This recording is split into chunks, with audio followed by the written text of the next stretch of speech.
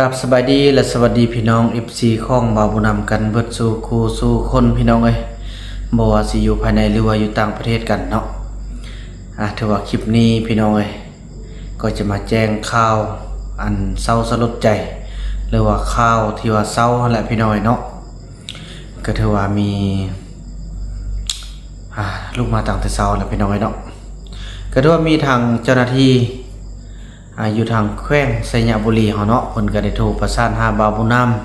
ำท้ายสุดก็จะได้เอารูปขึ้นหน้าจอให้ทุกคนได้เบิ่งเป็นภาพของบ่าวไหลเป็นภาพสุดท้ายเนาะที่บ่าวไหลจะจากโลกนี้ไปพี่น้องเอ้ยก็ถือว่าเมื่อเช้านี้พี่น้องเนาะถือว่าทางเจ้าหน้าที่เพิ่นก็ได้ประสานงานหาบ่าวบุญนำเนาะได้โทรบอกบ่าวบุญนำว่าตอนนี้ให้ประสานหาทางญาติเนาะหาทางพี่น้องเพิ่นแดเพราะว่าตอนนี้บ่าวไหลก็อาการคือถือว่าเป็นคือว่าอะไรพี่น้องเนาะเพิ่นก็บาดเจ็บตั้งแต่พุ่นแหละตั้งแต่ปิ้นปัวดีแล้วเนาะปิ้นปัวดีแล้วก็เข้ามาแบบรักษาตัวเข้ามาที่อยู่ในการดูแลของกฎหมายพี่น้อยก็คือว่าก็มีอาการที่ว่าสุดโทรมแล้วก็เพิ่นเป็น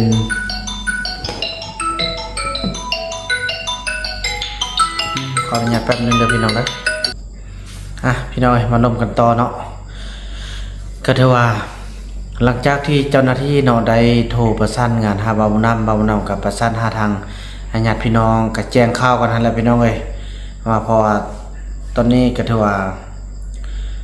อาการเพิ่นก็อ่อนแรงหลายเนาะก็ถือว่าหลังจากนั้นพี่น้องในระยะหลังจากที่เพิ่นตอนเช้าติดต่อมาเนาะวันนี้ต้นสวยเป็นพี่น้องเอ้ยเนาะกับระยะต่อมานั่นแหละก็ถือว่าเพิ่นได้ประสานมาอีกเนาะเพิ่นว่าโอ้ตอนนี้บ่าวไหลหมดบุญแล้วเด้อเนาะพี่น้องเอ้ยก็คือว่าไปตามเวรตามกรรมตามที่เราได้เฮ็ดไปแล้วเนาะแล้วก็บ่าวบุญนำก็ได้ประสานหาทางในบ้านประสานหาพี่น้องของเพิ่นก็ได้เฮ็ดจังใดเนาะถือว่าบ่าวบุญนำได้ก็พอต้องเรื่องเนาะก็ถือว่าบ่มีหยังต่อบ่าวไหลแล้วเพราะว่าได้เซ็นให้เซาลีเซ็นใบมอบสิทธิ์ให้ทางเบาไหลแล้วเนาะว่าทุกสิ่งทุกอย่างมอบให้ทางเจ้าหน้าที่มอบให้ทางเพิ่นว่าเรื่องกฎหมายเนาะทางแพงแล้วก็ทางอีหยังก็เพิ่นว่านะเนาะทางอาญาแล้วก็ทางแพงนะทางแพงก็คือถ้าเราได้มอบแล้วถ้าบ่เอาหยังแล้วบ่ประมาทใส่โทษจะบ่ส่วนบ่เกี่ยวหยังเวลาตัดสินอีหยังก็จะบ่มีการที่ว่าเข้าร่วมนำมีแต่พี่น้องเท่านั้นเนาะส่วนทางอาญานั้นก็มอบให้ทางกฎหมายเป็นคนที่ตัดสินว่าถือข้อหาใดก็ถือว่าหนักอะไรพี่น้อยก็ถือข้อหาที่ว่าเจตนาฆ่าเนาะเจตนาประหารเนาะแล้วก็ที่หนักๆก็คือมีเจตนาฆ่าคนที่มีลูกหรือว่าถือผ้าละเนาะก็คือเมียของลาวละหลังจากนั้นก็แต่มาตอนนี้ก็ถือว่าจะบ่ได้ตัดสินหยังละพี่น้องเอ้ยเนาะเพราะเพิ่นก็หมดบุญละก็ขอให้บ่ต้องห่วงต้องใหญ่เนาะขอให้ไปสู่สุคติไปบ่อนเข้าบ่ได้หาปลาบ่ได้ซื้อสัตว์นี้เห็นกันในครั้งนี้ก็ให้มันหมดเวรหมดกรรมหมดบุญหมดกุศลนำกันแต่เพียงสำนี้ก็ขอให้ไปเกิดบ่อนที่ดีบ่อนที่มีความสุขไปเกิดบ่อนที่เป็นคนที่ใจดีใจงามอย่าโซเกิดเป็นคนที่ใจโหดร้ายป่าเถื่อนถือว่าเบาไหลนี่บ่าวนำจะบอกให้ฟังพี่น้องเนาะประวัติที่ผ่านมาก่อนหน้านั้นก่อนที่บ่าวนำได้จะได้มาหาเบาอันเซาลีนะเนาะเบาก็สืบทราบประวัติแล้วก็ถือว่าบ่มีบ่อนอยู่บ่อนอาศัยบ่มีบ่อนอยู่บ่อนกินนั่นแหละพี่น้องเนาะ ก็ถือว่าเป็นคนเล่ร่อนสร้างครอบสร้างครัวแล้วมีลูกมีเต้าแล้วแต่เป็นคนใจโก้ใจโมโหพี่น้องเอ้ยเนาะใจโก้ใจโมโหแล้วก็เป็นคนที่แบบนี้นี่แหละตีลูกตีเมียพี่น้องเอ้ยเนาะหลังจากนั้นก็ไปซอกเวียกรับจ้างไปคนซาลีคนซาลีก็แม่นขี่รถพี่น้องจะว่าให้ฟังขี่รถเป็นขี่รถ10 ล้อเนาะแล้ววันนี้ใส่ซาลีใส่ข้าวโพดน่ะมันจะเต็มได้ยินเขาว่าแบบขี้องค์เขาแหละขึ้นรถแล้วก็แม่นยกกามยกหยังตั้งแล้วก็แบบโซ่นะพี่น้องเอ้ยแล้วก็บ่เห็นสายไฟบัดนี้พี่น้องสายไฟฟ้าน่ะพาดเส้นทางบัดนี้รถมันสูงนี่เนาะเพิ่นขี้โซ่นะแล้วบัดนี้ก็มาพาดใส่คอเนี่ยบ่ตกหลังจากรถ10 ล้อลงพื้นก็แม่นเกิดเป็นปิยะแล้วซั่นๆพี่น้องเนาะเป็นเอ็นคดอย่างต่างประมาณนั้นแหละแล้วก็ลูกเมียก็ทิ่มเฮ็ดหยังบ่ได้แล้วเด้แล้วก็แม่นไปซอกพยายาม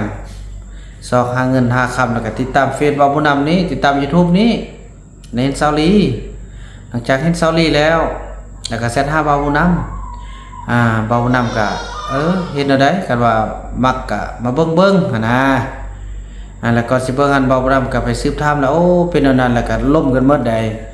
ล่มกันหมดเอาบ่ให้เป็นอีหยังต่างพอบ่มีที่สุขหัวนอนบ่มีสมุนครัวพี่น้องเอ้ยเนาะบ่มีฮอดบ้านอยู่คือแต่บ้านอยู่แต่บ่มีสมุนครัวมาอยู่นำเมียก็ไปเอาครอบครัวใหม่สมุนครัวก็ลบล้างคือกับเบาเฟืองหั่นล่ะลบล้างบ่มีผู้ใดมาฟื้นขึ้นก็บ่มีเป็นคนเร่ร่อน2บ่นั้นไปนี่ไปเฮ็ดเวียกบ่นี้กะว่าโหทิศทางได้ละเป็นแนวมั่งพี่น้อง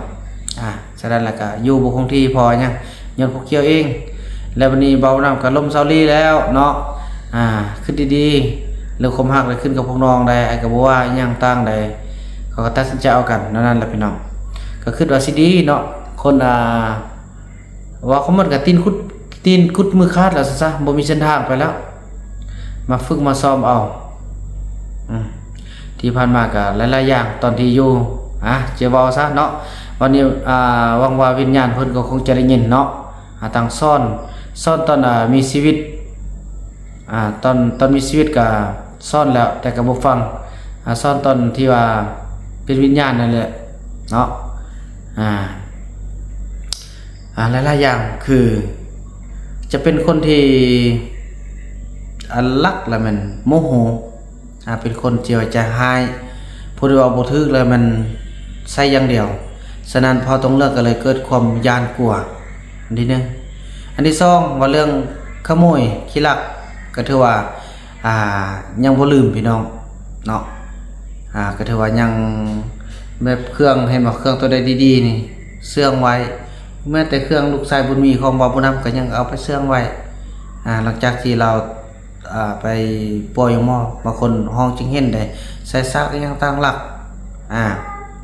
อันที่2อันที่3มาเรื่องเงินเนาะที่ว่าให้กำเงินอยากไปนำใส่ทางใดก็ไปบ่บอกบ่กล่าวเนาะอันที่3มาอันที่4มานี่ว่าเรื่องขี้ลักว่าเรื่องของอยู่ของกินไก่เนาะที่ว่าเลี้ยงนะซาลีถือบังคับมาโดยตลอดเลยมาคุมเวลาบ่าวนำนอนหรือว่าบ่อยู่สิไปคั่วคุมกินแต่2คนเท่านั้นหมดบ่หมดก็หมดคนไก่นี่ไปทิ่มทางเทิงอันเฮือนั่นเต็มโตว่ะเป็นเท่านั้นได้พี่น้องเอ้ยเนาะแล้วก็หลายอย่างที่ว่าควรปรับปรุงเนาะคันว่าอยู่ในสัตว์นี้เป็นแบบนี้แล้วสัตว์หน้าก็ไปปรับปรุงตัวเองหั่นล่ะถือว่ามาอยู่นี่ก็ถือว่าสวยสุดที่บ่ว่าจะเป็นอันคาดเคลื่อนหยังต่าง FC ส่งเงินมาให้เท่าใดก็ให้ทุกสิ่งทุกอย่างเฮาก็แม้แต่ค่าดองแม่จันทลีก็จัดการให้แม้แต่ทุกสิ่งทุกอย่างนั่นแหละ FC หลายๆท่านก็ช่วยกันเฮ็ดดองมีคนช่วยจัดงานอีหยังต่างก็ได้ว่าดีแล้วล่ะแต่ว่าผู้เกี่ยวฮัก เป็นคนที่บ่ฟังความผู้อื่นเนาะฉะนั้นก็ไปออกจากสัตว์นี้แล้วออกจากภพพุทธภูมิที่อยู่ในปัจจุบันนี้ก็ให้ตัดเวรตัดกรรมตัดพี่ตัดน้องตัดหูจักกันตัดจากพี่น้องพอต้องเรื่องขอให้ไปสู่สุคติขอให้ตั้งจิตตั้งใจขอให้ไปสร้างบุญกุศลในศาสนาขอให้ไปเป็นเทวดาขอให้เป็นเจ้าเป็นนายขอให้เป็นมหาเศรษฐีขอให้เปลี่ยนจิตเปลี่ยนใจขอให้ไปเป็นผู้ฮู้ผู้ดีบัดนี้สิ่งที่บ่ดีบ่งามให้มันหมดไปในสัตว์นี้ใช้เวรใช้กรรมในสัตว์นี้ให้มันจบสิ้นเพียงส่ำนี้ถ้าว่าพวกเฮาได้มีบาปมีกรรมอย่างต่อกันเนาะก็ขอให้ตัดเวรตัดกรรมออกจากนี้ทุกสิ่งทุกอย่างที่เฮ็ดในบ่ดีต่อพระท่องเรืองแล้วก็เฮ็ดในสิ่งที่บ่ดีต่อบ่าวนำเฮ็ดให้มีภาระเฮ็ดให้มีปัญหาทุกสิ่งทุกอย่างบ่าวนำก็ขอเอาโหสิกรรมให้ขอให้อย่ามีเวรอย่ามีกรรมต่อกันขอให้ไปสู่ภพภูมิที่ดีเด้อบ่ไหลเด้อนับแต่นี้ต่อไปขอให้ไปสู่สุคติเสียงมันยังมา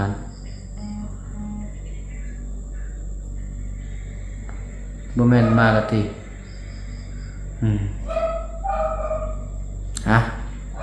คันได้ยินอันนี้แล้วก็ไปพูดไปเกิดน้องเทพ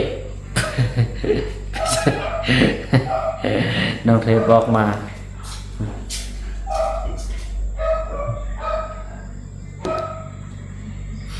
เนยใจน้องบ่ฮักว่าซั่น